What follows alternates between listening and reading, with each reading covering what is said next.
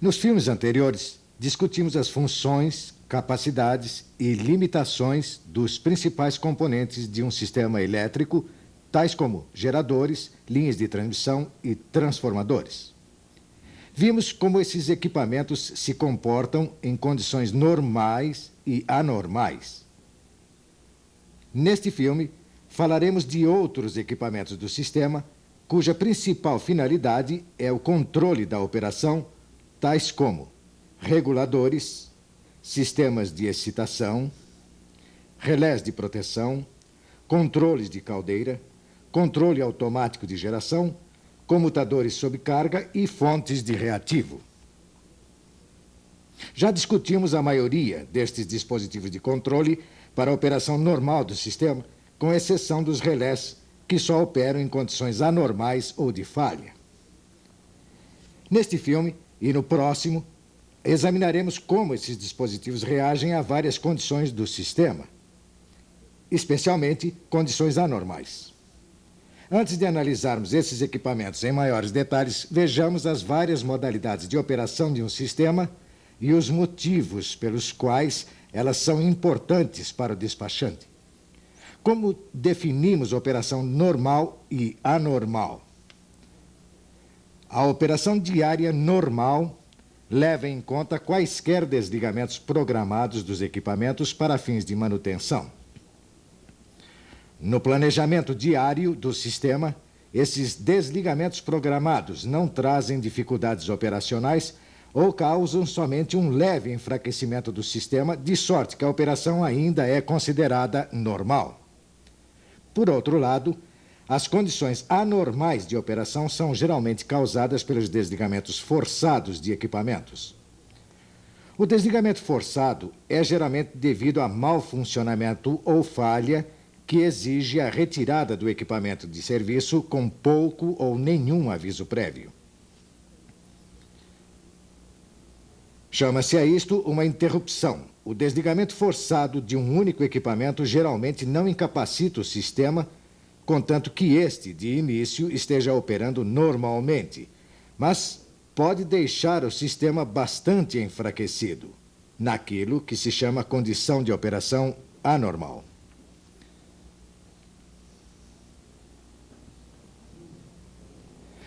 Caso venha a ocorrer um segundo desligamento forçado durante essa condição enfraquecida, o sistema pode ficar seriamente sobrecarregado. Entraria, então, em regime de emergência, no qual não poderia sobreviver a uma nova perturbação. Quando um desligamento forçado provoca outros, temos um desligamento em cascata. Naturalmente, um desligamento em cascata pode levar a um completo colapso do sistema. Certos sistemas são projetados de modo a evitar colapsos completos devidos a desligamentos em cascata. Isso se consegue usando-se relés especiais para dividir o sistema em duas ou mais áreas isoladas, cada uma com sua própria carga e geração. Contudo, para o engenheiro é muito difícil decidir quando e onde o sistema deve ser dividido. E é ainda mais difícil projetar relés que reconheçam onde a divisão deve ocorrer. Nos últimos anos, o assunto tem sido longamente estudado e analisado em computadores. Convém lembrar ainda a diferença entre o regime permanente do sistema, quando as variações são pequenas, e o estado dinâmico, quando as variações são grandes e repentinas. Imediatamente após um desligamento provocado por uma falha ou outra perturbação do sistema, este entra em estado dinâmico. Em seguida, se estiver estável, passa a um novo regime permanente. Já mencionamos isto em outro filme. O período dinâmico dura alguns segundos ou minutos após uma falha. O período transitório pode durar apenas cerca de 1 segundo, mas é um período muito crítico. A maioria dos controles de que iremos falar neste filme simplesmente não é bastante rápida para ajudar o sistema a recuperar-se durante esse período transitório. O sistema precisa sobreviver a esse prazo muito curto, com pouca ajuda dos controles e nenhuma ajuda dos despachantes. Quando ocorre uma perturbação, digamos uma falha, os controles automáticos do sistema passam a operar depois de terminado o período transitório. A tarefa desses controles é restabelecer tensões e fluxos de potência razoáveis em todo o sistema. Estabelece-se, então, um novo regime permanente. Mas, se no novo regime permanente ainda existirem sobrecargas em certas áreas, outros desligamentos podem ocorrer e o sistema pode voltar a um estado dinâmico. Nesse caso, os controles automáticos terão de fazer novos ajustes a fim de estabelecer uma nova condição de regime permanente. Cada passagem sucessiva do estado dinâmico para o regime permanente enfraquece ainda mais o sistema e torna mais difícil a este último alcançar um regime permanente final. Uma outra dificuldade é que os equipamentos e dispositivos de controle têm seus limites operacionais e, depois de certo ponto, podem não ter a necessária capacidade de ajudar o sistema. Deve-se reconhecer que nem toda série de perturbações leva necessariamente a um colapso do sistema. Geralmente, o sistema sobrevive ao período transitório e alcança um novo regime permanente. Mas o novo regime permanente pode ser uma condição anormal ou enfraquecida. Neste caso, o despachante e os dispositivos de controle podem tomar as seguintes medidas para tentar voltar à operação normal: religar as linhas, alterar a produção dos geradores e ativar as reservas do sistema, alterar carregamento com transformadores defasadores, rejeitar carga nas áreas mais afetadas, redespachar dispositivos manobráveis de controle de tensão, tais como reatores e capacitores em paralelo, cancelar manutenção e recolocar os equipamentos em serviço o mais depressa possível. Eventualmente, o sistema pode retornar a uma condição aproximada do normal. Contudo, se algum equipamento houver sido danificado, a volta ao normal pode não ser possível durante algum tempo e teremos de nos contentar com uma condição de operação temporária. Nessa condição temporária, o despacho pode não ser o mais econômico, mas, pelo menos, o sistema estará suficientemente seguro para resistir a perturbações costumeiras e esperadas.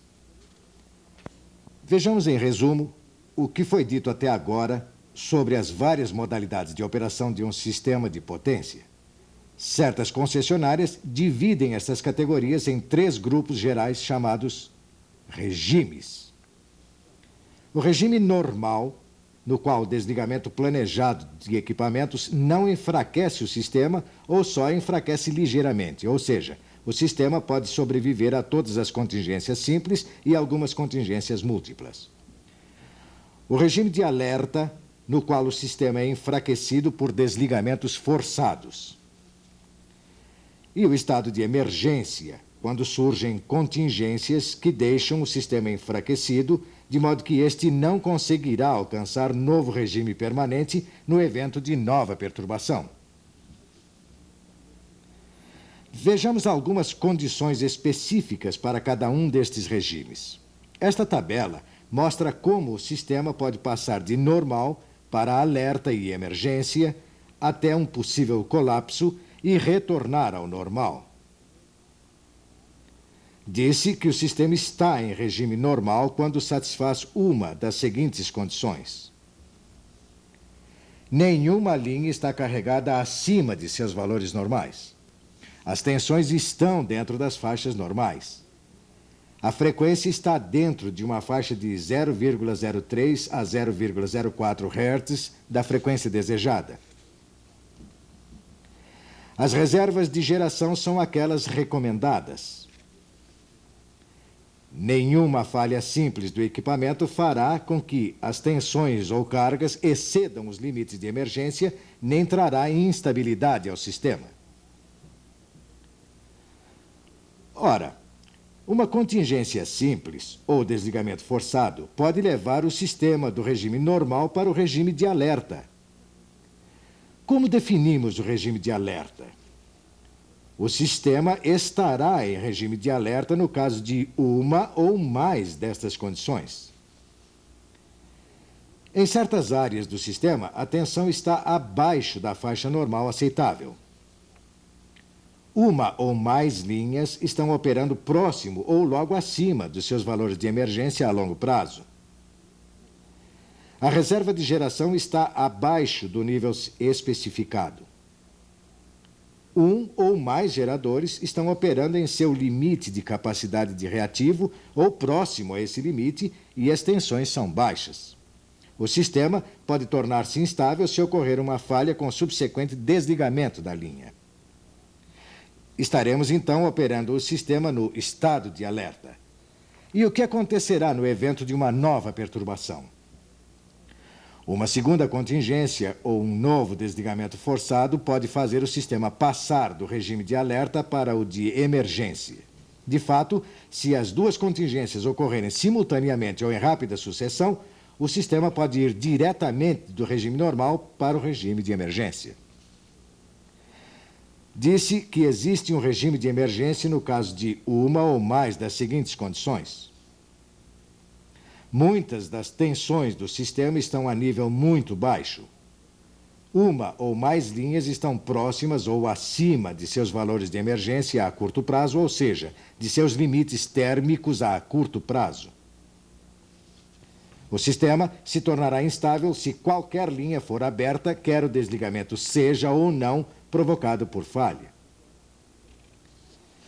É óbvio que, em qualquer uma destas condições, o sistema pode facilmente ser abalado pela próxima perturbação e entrar em colapso. Se o sistema está em regime de emergência, justifica-se praticamente qualquer medida destinada a tentar resolver a situação. Os outros despachantes devem ser avisados quanto à condição do sistema para que estejam prontos a tomar medidas adequadas, se necessário. Façamos uma pausa. Desligue o vídeo e estude o seu livro-texto.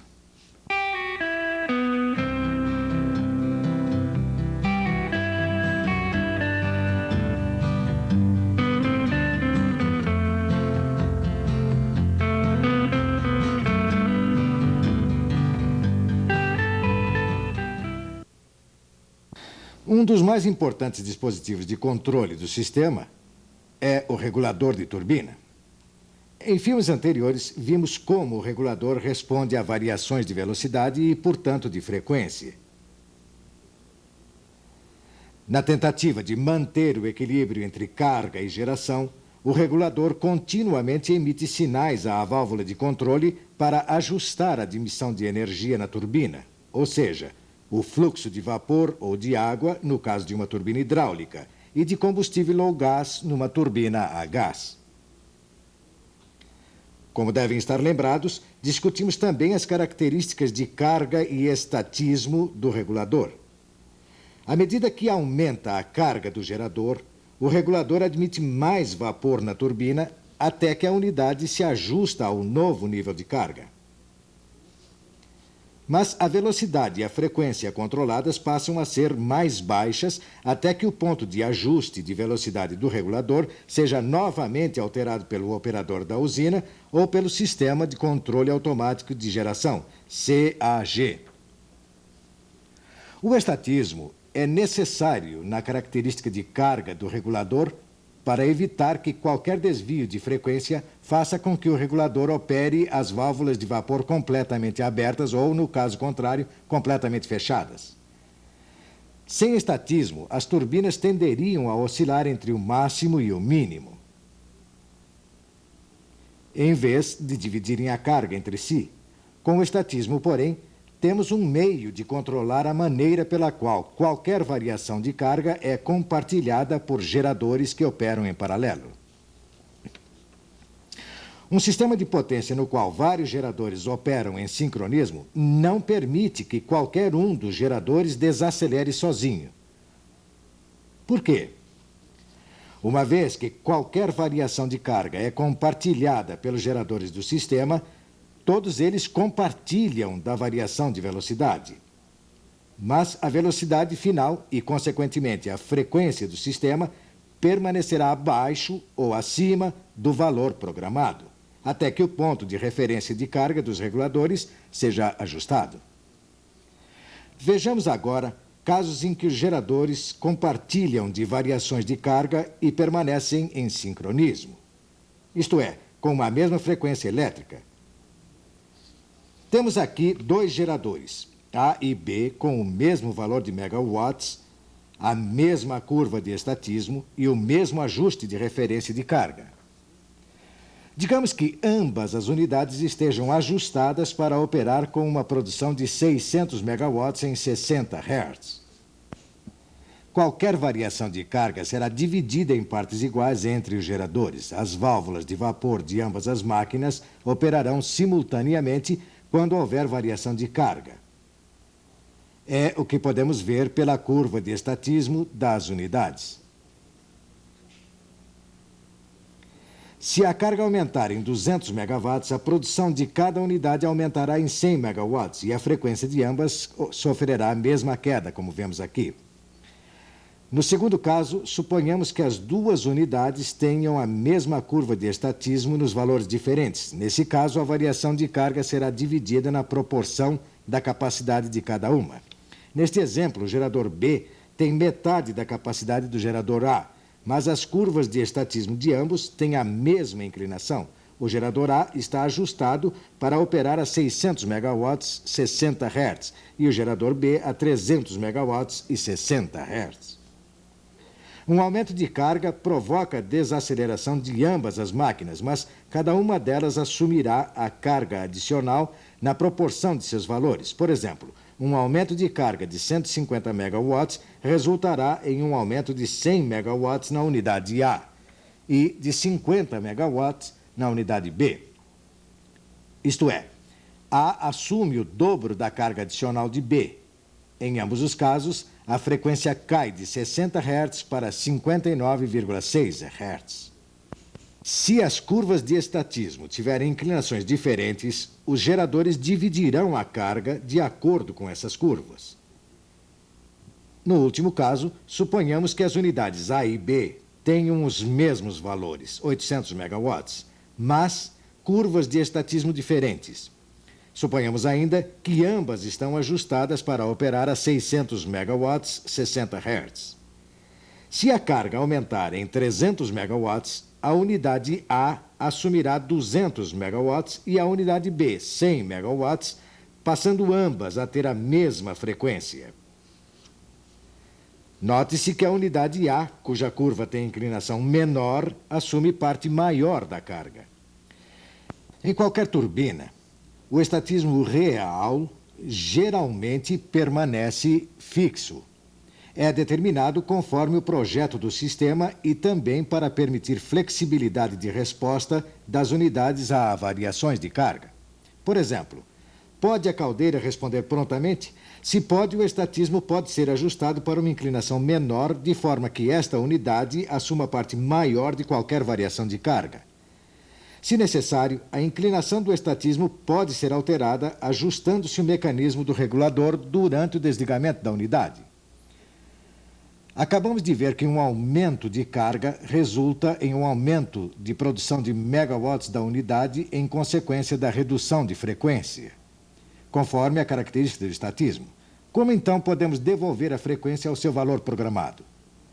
Na maioria dos sistemas, a frequência é mantida alterando-se o ponto de ajuste, isto é, o ponto de referência de carga em um ou mais reguladores de turbina. Mudando-se o ponto de referência, a curva de estatismo da unidade desloca-se para cima ou para baixo, mas a sua inclinação não muda. Por exemplo, suponhamos que temos 3 máquinas com as mesmas curvas de estatismo operando inicialmente com o mesmo ajuste de referência de carga. Suponhamos ainda que a carga aumente em 100 megawatts.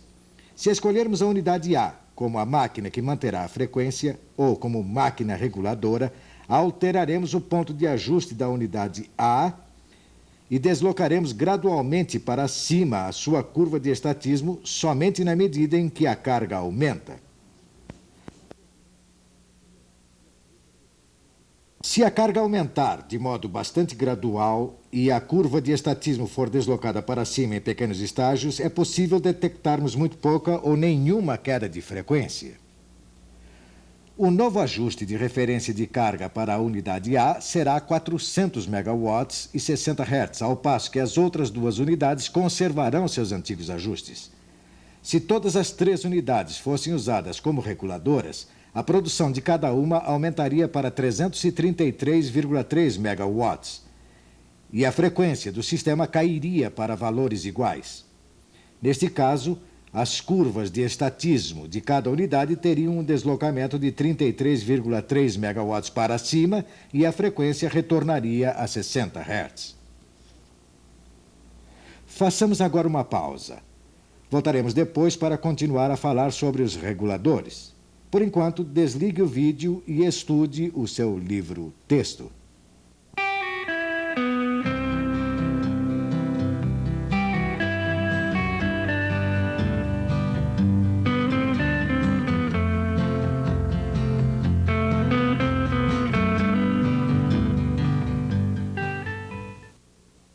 Vimos que o uso de apenas uma máquina para manter a frequência do sistema pode ser indesejável, pois provavelmente resultará, neste caso, em grandes oscilações de potência para a mesma.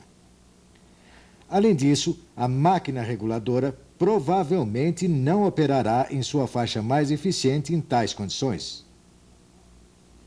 É óbvio que se usarmos duas ou mais máquinas para regular a frequência, as variações de potência em cada uma delas será menor. As unidades reguladoras de um sistema podem ter tamanhos diferentes e não precisam assumir partes iguais das variações de carga. As unidades operadas a carga constante e que não participam da regulagem da frequência são chamadas unidades de base. Geralmente, têm alto nível de carga a fim de otimizar a eficiência.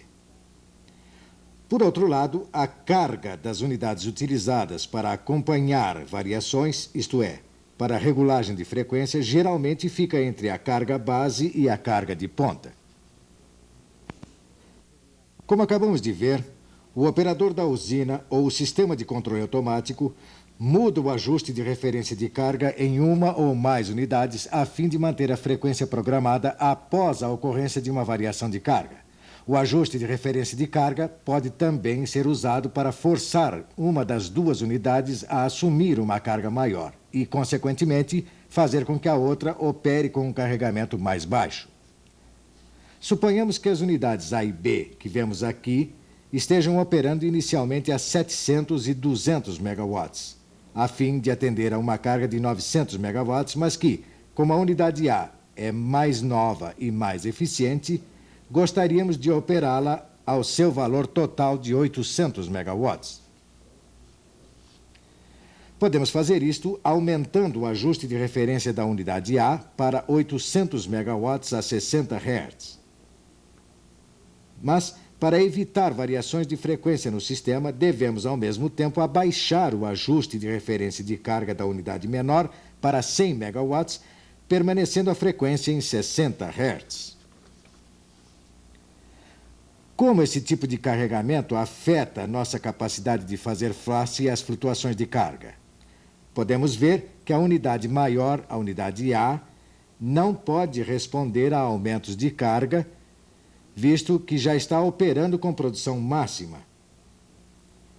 Qualquer aumento de carga terá de ser atendido unicamente pela unidade menor. Quando a carga aumenta, a frequência começa a cair e a unidade pequena deve suprir todo o aumento. A frequência retornará ao normal se alterarmos o ponto de ajuste da unidade menor. Como sempre, na prática, a carga aumenta gradualmente e o ponto de ajuste das máquinas reguladoras é alterado aos poucos. Dessa forma, a frequência afasta-se muito pouco dos 60 Hz quando a carga aumenta. Muitos reguladores de turbina têm um dispositivo de limite de carga. Esse nome indica que o limite de carga pode ser ajustado de modo a evitar que o regulador aumente a carga além de certo ponto, mesmo quando a frequência do sistema está caindo. E por que haveríamos de fazer isso? A unidade pode ter sofrido alguma falha dos equipamentos auxiliares e, por esse motivo, não pode produzir mais do que, digamos, 60% da carga. Nesse caso, o limite de carga seria fixado em 60%. Mas, se a frequência aumentasse, o regulador responderia normalmente reduzindo a carga.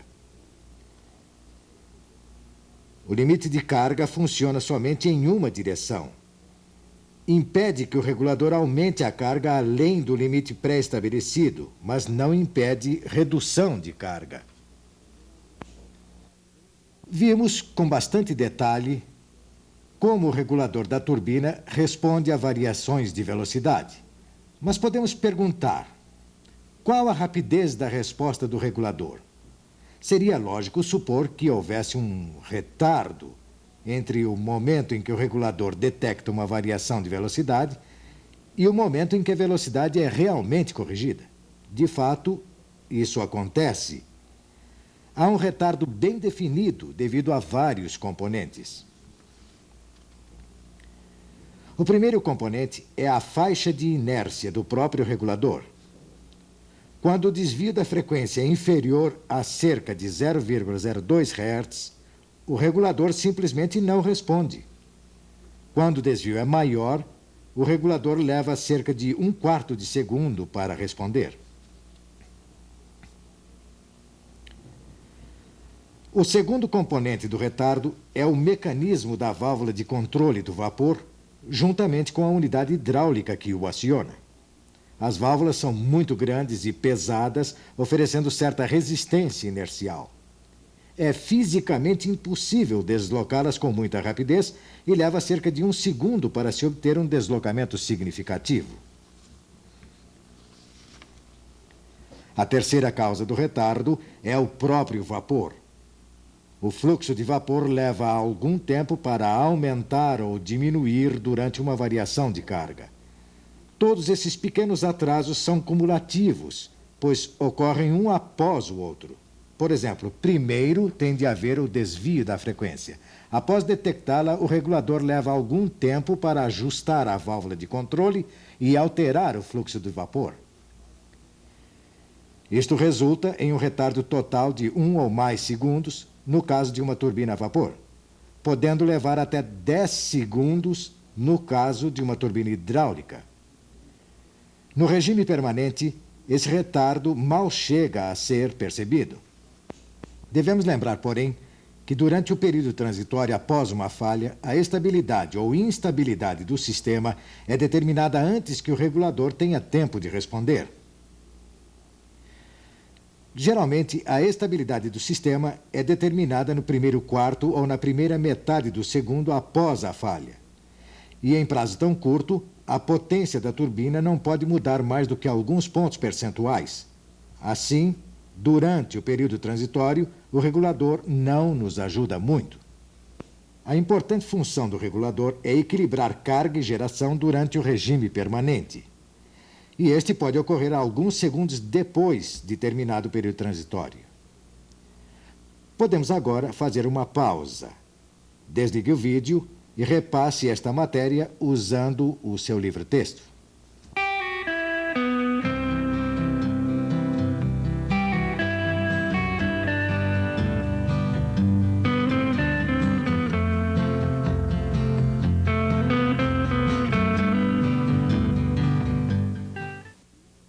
Ok, Ted. Dissemos há pouco que o regulador da turbina não responde com a rapidez necessária para ser útil durante o breve período transitório que se segue a uma perturbação. Sua função é equilibrar carga e geração segundos depois de terminado o período transitório. E esse retardo pode ocorrer quando o sistema, independentemente do seu tamanho, se encontra inesperadamente deficitário e incapaz de atender à carga. Isto pode acontecer de duas maneiras. A primeira, através da perda repentina de um gerador. A segunda, através da perda de interligações que suprem potência ao sistema. Em ambos os casos, a resposta dos reguladores é aumentar a geração. Portanto, vejamos somente o caso da perda de uma interligação. Temos aqui um sistema com uma carga de 3.000 megawatts e geração de 2.500 megawatts.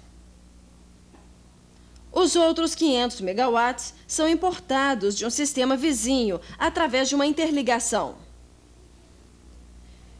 Quando o sistema perde essas interligações, estes geradores têm de assumir a diferença. No caso de haver suficiente reserva girante e se as unidades forem idênticas, o sistema de controle de cada unidade tomará medidas para assumir 100 megawatts extras, de modo a suprir a carga. No instante em que a linha é desligada, temos subitamente mais carga do que geração, de modo que a frequência passa a cair. Na prática, os reguladores levam algum tempo para detectar a mudança de velocidade e aumentar o suprimento de vapor à turbina. E a caldeira também leva tempo para suprir esse vapor adicional. Por isso, mostramos uma admissão de somente 500 megawatts em cada turbina durante o período transitório, embora o sistema esteja consumindo 600 megawatts de cada gerador. Essa discrepância entre admissão de energia e produção de potência elétrica faz cair a frequência do sistema. Quanto maior essa discrepância, mais rapidamente a frequência diminuirá imediatamente após o desligamento da linha. É o que se chama de queda de frequência. A seguinte fórmula nos dá uma aproximação da taxa de queda de frequência. A queda de frequência aproximada em hertz por segundo é igual a 7 vezes a geração perdida. Em nosso caso, a potência da interligação perdida, dividida pela geração remanescente. Chamamos de geração remanescente a produção dessas unidades imediatamente antes do desligamento da linha. Em nosso exemplo, a geração perdida é de 500 megawatts e a geração remanescente é de 2.500 megawatts. Isto nos dá uma taxa de queda de frequência de 7 vezes 500 divididos por 2.500, ou seja, 1,4 Hz por segundo. A essa taxa, a frequência do sistema cairá para 57 Hz em cerca de 2 segundos. Geralmente, uma usina pode continuar a operar quando a frequência cai para cerca de 57 Hz durante períodos muito curtos, como 1 segundo. Qualquer variação maior provavelmente danificará os equipamentos de geração e pode levar às outras saídas de gerador. Ora, quando se enfrenta um problema de sobrecarga, o que menos se deseja é perder novos geradores. Obviamente, o despachante nada poderia fazer no caso, pois lhe seria impossível reagir em questão de segundos. O que então irá impedir que a frequência continue a cair a uma taxa de 1,4 Hz por segundo e que novas unidades sejam desligadas? Há duas formas de soluções.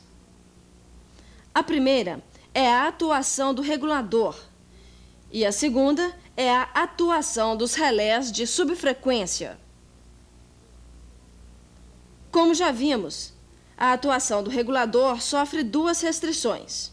Primeiro, o sistema de regulagem exige certo tempo para aumentar a produção de megawatts. Segundo, só pode aumentar a produção até os limites da reserva girante. Em uma unidade a vapor, o regulador pode ser capaz de implementar boa parte da reserva girante em 2 segundos. Se a reserva for suficientemente grande, a atuação do regulador pode, por si só, restaurar o equilíbrio. Mas suponhamos que a interligação esteja transportando, digamos, 1.000 megawatts, com os geradores produzindo 2.000 megawatts.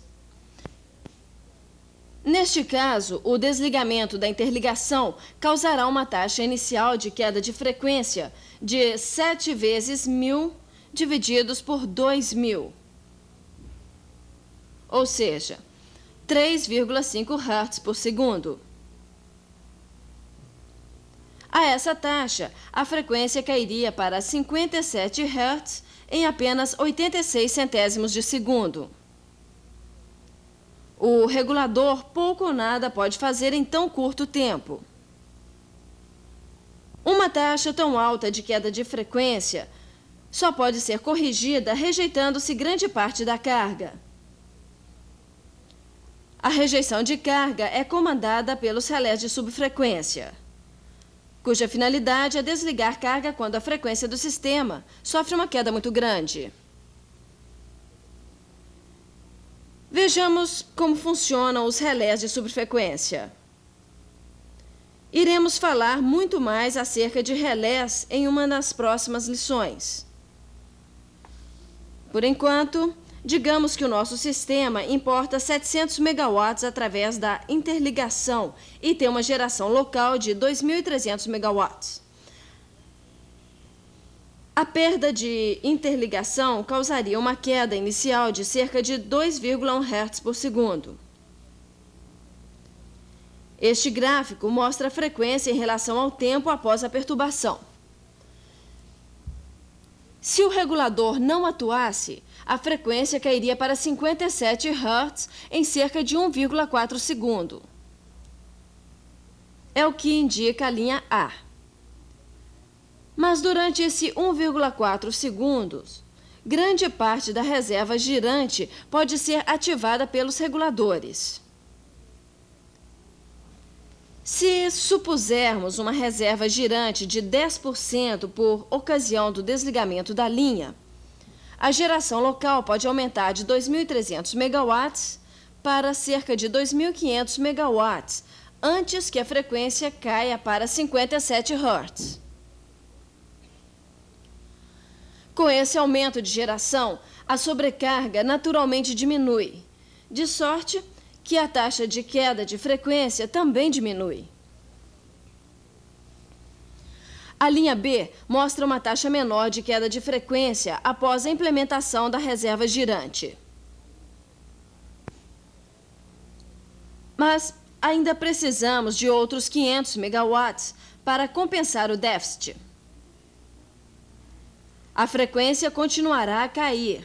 Nada existe ainda que a impeça de cair abaixo de 57 Hz. Podemos ver que os relés de subfrequência ainda são necessários para impedir que a frequência caia ainda mais.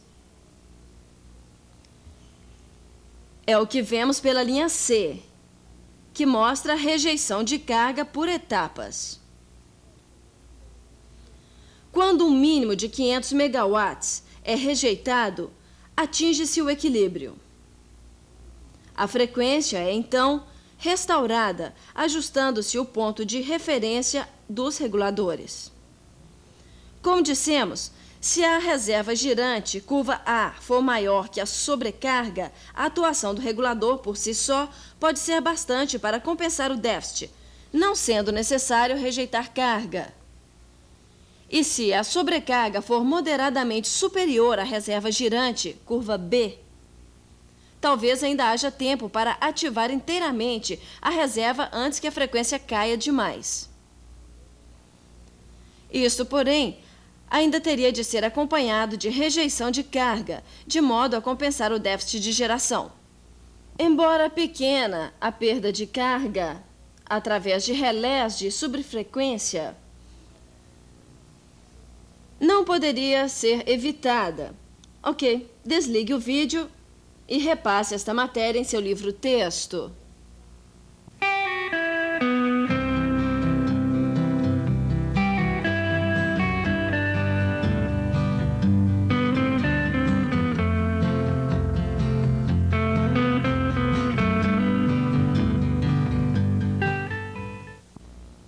Discutimos em algum detalhe o retardo provocado pelos componentes operativos do sistema de regulagem. Falemos agora de mais uma causa de retardo, que é o sistema da caldeira.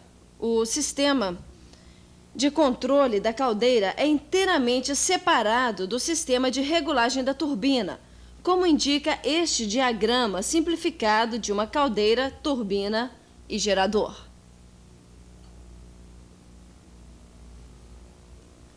Em condições normais, a finalidade do sistema de controle da caldeira é manter constante a pressão do vapor suprido à válvula de controle da turbina. Como sabemos, quando o regulador responde a uma queda de frequência, faz aumentar a abertura da válvula de vapor, ou válvula de controle, e com isso aumenta a admissão de vapor na turbina. Essa taxa maior de fluxo de vapor faz cair a pressão do vapor. A queda de pressão é detectada pelo sistema de controle da caldeira, o qual responde aumentando o fluxo de combustível na caldeira, a fim de recompor a pressão. Essa mudança de fluxo de combustível pode só ocorrer depois de alguns minutos, e durante esse tempo, a pressão do vapor continuará a cair. Em condições normais, o regulador exige somente mudanças pequenas e lentas da posição da válvula de controle da turbina, de modo que não chegamos a perceber as mudanças de pressão do vapor. Contudo, durante uma perturbação, a frequência cai rapidamente e as válvulas da turbina abrem-se completa e rapidamente, de modo que pode haver uma queda significativa de pressão. O resultado dessa queda de pressão é que o aumento do fluxo de vapor será somente cerca de 60% a 70% do que teria sido para a mesma posição da válvula sob pressão normal. Por exemplo, suponhamos que uma mudança na válvula de controle provoque, digamos, um aumento de 100 megawatts em condições de regime permanente. Mas, quando a abertura da válvula aumenta subitamente em virtude de uma perturbação, somente 60 a 70 megawatts serão supridos no primeiro minuto ou dois. Após esse minuto ou dois, a combustão da caldeira aumenta, trazendo a pressão do vapor de volta ao seu nível original.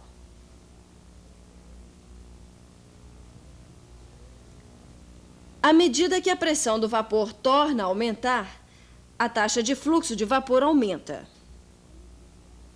Com isso, a produção de potência da turbina cresce e a frequência do sistema sobe. O regulador detecta esse aumento e reduz a abertura da válvula de controle da turbina, de modo a compensá-lo. Decorridos alguns minutos, os dois sistemas de controle da caldeira e da turbina passam à condição de operação em regime permanente. O importante de tudo isto é que somente 60% a 70% da reserva girante estará disponível durante o primeiro minuto ou dois após uma perturbação. Portanto, se a necessidade de aumento da produção dos geradores ultrapassar 60% a 70% da reserva girante disponível, é bem possível que se tenha de rejeitar carga durante esse período.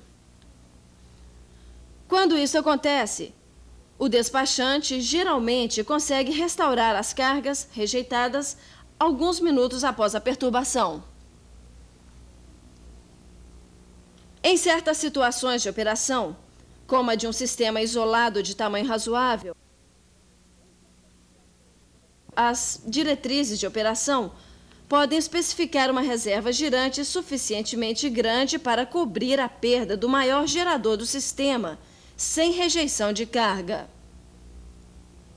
Mas, na prática, para compensar o retardo da caldeira, num minuto ou dois após uma perturbação, a reserva girante precisa ser ainda maior. De fato, talvez tenha de ser de 130% a 150% da produção da maior unidade.